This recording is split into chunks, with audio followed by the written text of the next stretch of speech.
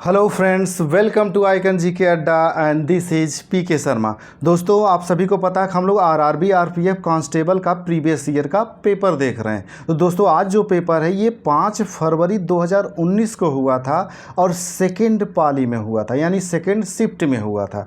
और दोस्तों, ये जो सेट नंबर है ये 23 है। इसके पहले 22 सेटों का वीडियोज आपको दिया जा चुका है, जा करके उन्हें देख लीजिए और अपने जीके के स्कोर को बढ़ाइए।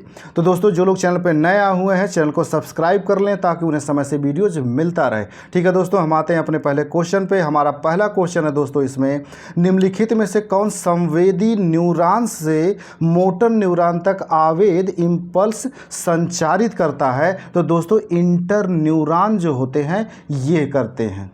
अगला दोस्तों, किस देश को 1000 झीलों की भूम के रूप में जाना जाता है? तो दोस्तों, फिनलैंड को। और ये कई बार क्वेश्चन रिपीट किया गया है तो इसको रट्टा मार के रखिएगा। अगला दोस्तों, मैग्ना कार्टा द्वारा जारी अधिकारों का चार्टर है। तो दोस्तों, ये मैग्ना कार्टा चार्टर जो जारी किया जाता था उस समय इंग्लैंड के राजा जॉन द्वारा जारी किया गया था। अगला दोस्तों, ब्याज दर संपार्श्विक और दस्तावेजीकरण आवश्यकताओं और पुनर्भुगतान विधि का सामूहिक रूप क्या है? तो दोस्तों, इसका जो सामूहिक रूप है इसी को क्रेडिट या ऋण की शर्तें कहा जाता है।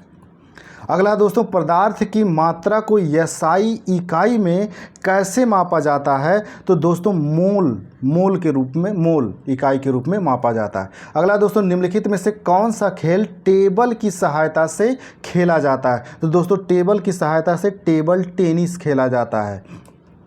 अगला दोस्तों, निम्नलिखित में से किस खेल में गोलकीपर को हेलमेट पहनना आवश्यक है? तो दोस्तों, हॉकी जो होता है इसमें कंपलसरी होता है कि आपको हेलमेट पहनना ही है। अगला क्वेश्चन है दोस्तों, इसमें निम्नलिखित में से कौन यूनेस्को की प्राकृतिक विश्व धरोहर स्थलों की सूची में शामिल है? तो दोस्तों, उपरोक्त सभी, यानी कि सभी शामिल हैं। और दोस्तों, इसको याद कर लीजिएगा, ये मानस वाला, सुंदरवन का, ये पश्चिमी घाट, ये सब शामिल है, क्योंकि आपसे कभी कभी एग्जैक्टली पूछ लेता है कि कौन शामिल है कौन नहीं है। अगला दोस्तों, खेचियो पालरी झील निम्नलिखित में से किस राज्य में है? दोस्तों, ये बहुत ही इंपॉर्टेंट क्वेश्चन है और ये झीलें आपने कई झीलें देखी होंगी, लेकिन ये खेचियो पालरी झील ऐसा नाम आपने नहीं देखा होगा। तो दोस्तों, ये सिक्किम राज्य में है। तो याद रखिएगा दोस्तों, ये इंपॉर्टेंट क्वेश्चन है, यानी कि संभावना दोबारा इसकी बहुत ज़्यादा बनती है। अगला दोस्तों, हमारे संविधान की प्रस्तावना में स्वतंत्रता, समानता और बंधुत्व के आदर्श कहाँ से लिए गए हैं? तो दोस्तों, ये फ्रेंच क्रांति यानी फ्रांस की क्रांति से लिए गए हैं। और दोस्तों, कभी कभी फ्रेंच क्रांति ने देकर के कभी कभी फ्रांस का संविधान दे देता है, तो कन्फ्यूज मत होना, ये फ्रांस देश से ही लिया गया। अगला दोस्तों, पुष्कर मेला भारत के किस राज्य में आयोजित होने वाला वार्षिक पशु मेला है? तो दोस्तों, ये राजस्थान में आयोजित होने वाला। और दोस्तों, आइकन जी के अड्डा चैनल पे मेले और त्यौहार से संबंधित एक वीडियो अगर आप ये देख लेंगे तो ये सब पुष्कर मेला जो है ये आपको, इस तरह के जितने भी मेले हैं वो आपको वहाँ पर मिल जाएंगे। और दोस्तों, ये क्वेश्चन याद रखिएगा कि ये जो पुष्कर मेला है ये पशु मेला होता है, यहाँ पे पशुओं की बिक्री की जाती है। एक बार सीधे पूछा गया था कि निम्नलिखित में से कौन सा मेला पशुओं से संबंधित है, तो वहाँ ऑप्शन दिया था पुष्कर मेला, तो याद रखिएगा इसको। अगला दोस्तों, निम्न में से किस क्षेत्र में शेरी वाइन का उत्पादन होता है? तो दोस्तों, स्पेन में शेरी वाइन का उत्पादन होता है। दोस्तों, जो लोग चैनल पर नया है चैनल को सब्सक्राइब कर लें और दोस्तों, वीडियो जो अच्छा लगता है तो इसे लाइक भी करें और शेयर भी करें ताकि ज़्यादा से ज़्यादा लोग इसका लाभ उठा सकें। अगला दोस्तों, एक रासायनिक अपघटन प्रकार की प्रतिक्रिया है जिसमें एक यौगिक पानी के साथ प्रतिक्रिया करता है और अन्य यौगिकों में विभाजित होता है। तो दोस्तों, इसे जो है कैटालिसिस यानी उत्प्रेरण कहा जाता है। अगला दोस्तों, ब्रह्मपुत्र मध्य हिमालय के पास से गहरी खाई बनाती है। तो दोस्तों, ये पूछ रहा है कहाँ पे गहरी खाई बनाती है? तो जो ये नामचा बारबा वाला पहाड़ी है दोस्तों, यहाँ पे खाड़ी बनाती है, नामचा बारबा। अगला दोस्तों, एक क्रिकेट मैच शुरू करने के लिए स्थानापन्न टीम के पास स्थानापन्न खिलाड़ियों के अतिरिक्त कितने खिलाड़ी होने चाहिए? दोस्तों, पूछ रहा कितने खिलाड़ी होने चाहिए? तो टोटल 11 खिलाड़ी होने चाहिए, 11। अगला दोस्तों, भारत की वन नीति में देश के क्षेत्रफल के निम्नलिखित में से किस अनुपात में वन रखने का लक्ष्य निर्धारित किया गया है? तो टोटल 33% वन रखने का निर्धारित किया गया है। और दोस्तों ये इंपॉर्टेंट क्वेश्चन है, ये कई बार पूछा गया है, तो इसको याद रखिएगा, 33% मानक है रखना। अगला दोस्तों, निम्नलिखित में से कौन सी पुस्तक राजा राममोहन राय द्वारा लिखी गई थी? तो राजा राममोहन राय द्वारा लिखी गई थी दोस्तों गिफ्ट टू मोनोथिस्ट। ये गिफ्ट टू मोनोथिस्ट दोस्तों ये वेरी वेरी इंपॉर्टेंट किताब है। और दोस्तों याद रखिए, ये ग्लिम्सेस ऑफ वर्ल्ड हिस्ट्री जो है ये जवाहरलाल नेहरू की किताब है, और ये भी आपके वनडे में पूछा गया। और the Arctic home in the Vedas जो है ये तिलक की है दोस्तों, ये तिलक साहब की किताब है, बाल गंगाधर तिलक की, और ये भी कई बार पूछा गया। तो ये तीनों किताबें दोस्तों वेरी वेरी इंपॉर्टेंट हैं और पूछी जा चुकी हैं, इसलिए तीनों को रट्टा मार के रखिएगा। अगला दोस्तों, वर्ष 1877 में वायसराय लीटन ने भारत की महारानी के रूप में किसे सम्मानित करने के लिए एक दरबार का आयोजन किया था? तो दोस्तों उस समय जो था महारानी विक्टोरिया थी, महारानी विक्टोरिया।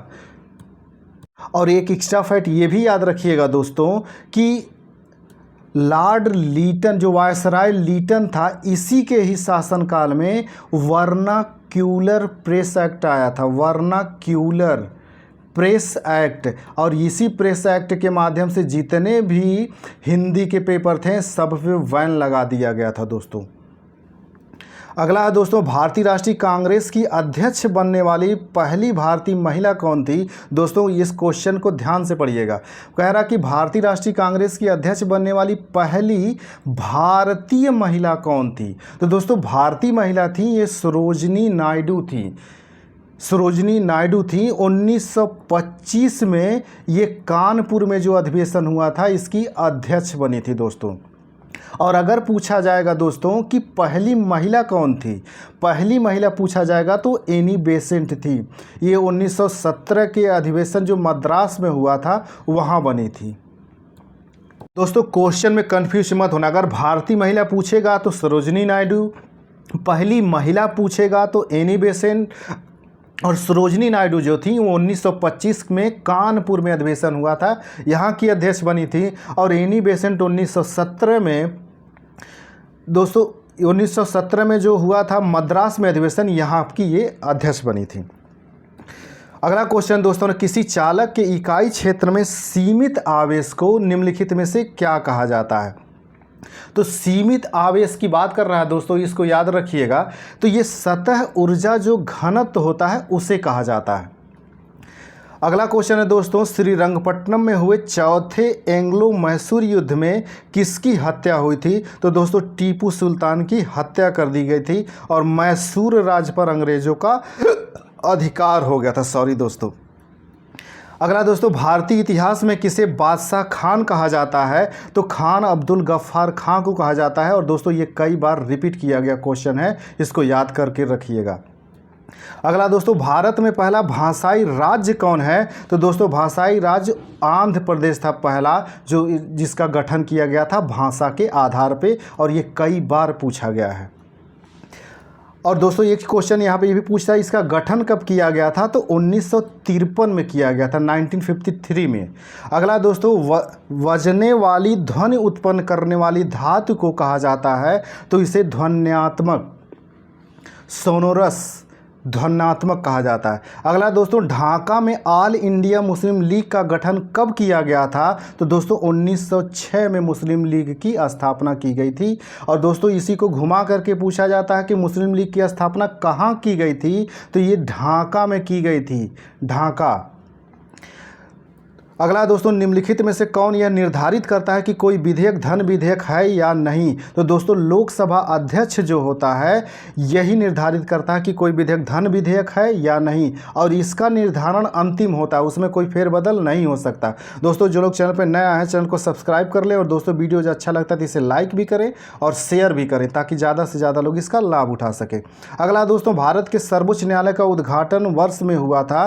तो 1950 में हुआ था। और दोस्तों आपके ही आरआरबी में ये क्वेश्चन एक बार और रिपीट किया है। तो सर्वोच्च न्यायालय का गठन कब हुआ, उद्घाटन कब हुआ इसका? 1950 में। इसको रट्टा मार के रखिएगा।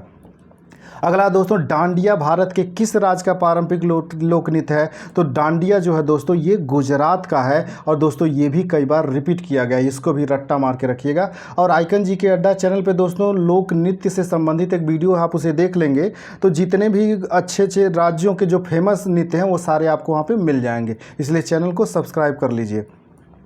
अगला क्वेश्चन है दोस्तों, इसमें भारतीय संविधान का अनुच्छेद 324 किससे संबंधित है? तो ये स्वतंत्र चुनाव आयोग से संबंधित है। और दोस्तों ये भी इम्पॉर्टेंट है, पूछा गया है। अगला दोस्तों, अंत्योदय अन्न योजना वर्ष में शुरू की गई थी? तो ये 2000 में शुरू की गई थी।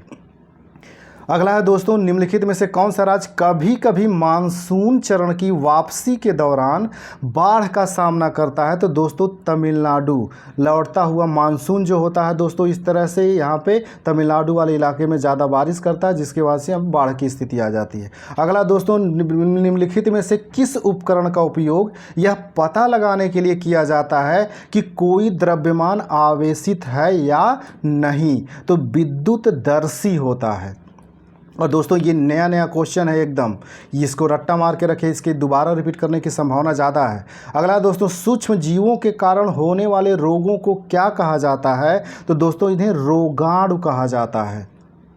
और दोस्तों ये रिपीट किया हुआ क्वेश्चन है। अगला दोस्तों, कृषि में नाइट्रोजन को स्थिर करके मिट्टी की उर्वरता बढ़ाने के लिए किसका उपयोग किया जाता है? तो दोस्तों इसमें सूक्ष्म जीव का जो है प्रयोग किया जाता है उर्वरता को बढ़ाने के लिए। अगला दोस्तों, Federation International de National Aquatics FINA किससे संबंधित है? तो दोस्तों फीना जो है ये आपके तैराकी से संबंधित है। और दोस्तों ये क्वेश्चन एक बार आपके ही आरआरबी में रिपीट किया हुआ है, इसको रट्टा मार के रखिएगा। अगला दोस्तों, निम्नलिखित में से कौन सा क्षेत्र विनिर्मित वस्तुओं का उत्पादन करता है? तो दोस्तों विनिर्मित वस्तुओं का उत्पादन जो है ये द्वितीयक क्षेत्र करता है। दोस्तों ये जो क्षेत्र होता है इसको जान लीजिए। प्राथमिक क्षेत्र के अंतर्गत दोस्तों कृषि आता है, कृषि उत्पादन जो भी होता है, मत्स्य उत्पादन हो गया, पशुपालन हो गया, खनन आ गया, जो ये चारों मैंने बताए इसको याद रखिएगा, प्राथमिक क्षेत्र में आते हैं। द्वितीय क्षेत्र में जिन वस्तुओं का उत्पादन इनसे किया जाता है, जैसे हम ब्रेड का उत्पादन करते हैं, आप लोग चिप्स खाते हैं, चिप्स का उत्पादन, कोल्ड ड्रिंक का उत्पादन, ये सब जितने हैं ये सब द्वितीय क्षेत्र के अंतर्गत आते हैं। और तृतीय क्षेत्र के अंतर्गत दोस्तों सेवा सेक्टर आता है, यानी सर्विस सेक्टर आता है। जैसे होटल हो गया आपका, ये आएगा। जैसे बैंक हो गया, ये आएगा। बीमा कंपनियां हो गई, ये है। ये सब सर्विस आपको देती हैं, तो ये तृतीय क्षेत्र के अंतर्गत आती हैं। और आपसे आरआरबी में ये क्वेश्चन कई बार पूछ रहा है कौन किस क्षेत्र से संबंधित है, ये दोबारा पूछा गया दोस्तों। तो इसको मैंने जितना भी बताया उसको अच्छे से या तो कहीं नोट कर लीजिएगा या एक दो बार वीडियो देख लेंगे तो याद हो जाएगा। इसलिए दोस्तों जो चैनल पर नया है चैनल को सब्सक्राइब कर लें, और वीडियो अच्छा लगता है तो इसे लाइक भी करें और शेयर भी करें, ताकि ज़्यादा से ज़्यादा लोग इसका लाभ उठा सकें। अगला दोस्तों, बौद्ध धर्म निम्नलिखित में से कौन से स्कूल को स्कूल ऑफ एल्डर मॉन्क्स, वरिष्ठ बौद्ध भिक्षुओं का स्कूल के नाम से जाना जाता है? तो दोस्तों थेरवाद। अगला दोस्तों, भारतीय समाजवाद का मिश्रण है। तो भारतीय समाजवाद में दोस्तों इसमें आप देखेंगे तो मार्क्सवाद भी है और गांधीवाद भी है। मार्क्सवाद और गांधीवाद ये दोनों मिक्स है हमारे वहाँ का जो सब भारतीय समाजवाद है। अगला दोस्तों, वर्ष के दौरान भूमि के एक टुकड़े पर एक से अधिक फसल उगाने की प्रक्रिया कहलाती है? तो दोस्तों ये जो प्रक्रिया होती है एकाधिक या फसल कहलाती है या बहुफसल कहलाती है। अगला दोस्तों, निम्नलिखित में से कौन सा राज्य अत्यधिक सूखा प्रवण क्षेत्र के जोन फर्स्ट के अंतर्गत आता है? तो सबसे ज़्यादा जो सूखा पड़ता है दोस्तों, सूखा क्षेत्र है वो राजस्थान है। और इसी को एक बार घुमा के पूछा गया था दोस्तों, किस क्षेत्र की मिट्टी में ज़्यादा रेत पाई जाती है? तो ज़्यादा रेत यानी राजस्थान सबसे रेतीला इलाका है।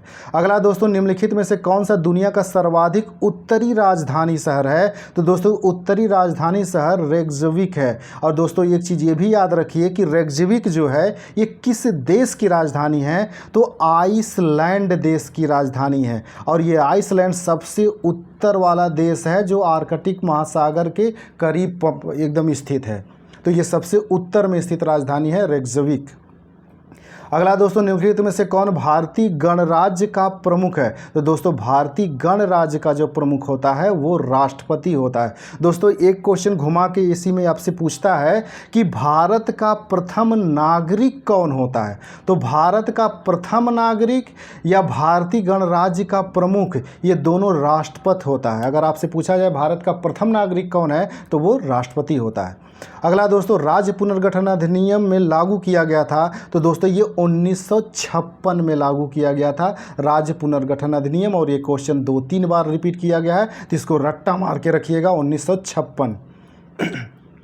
अगला दोस्तों, जब एक प्रतिक्रिया अन्य प्रतिक्रिया की दर को प्रभावित करती है तो सामान्य स्थितियों में नहीं होती है, तो इस घटना को किस रूप में जाना जाता है? तो दोस्तों इस घटना को प्रेरित उत्प्रेरण के रूप में जाना जाता है। क्या चीज़? प्रेरित उत्प्रेरण।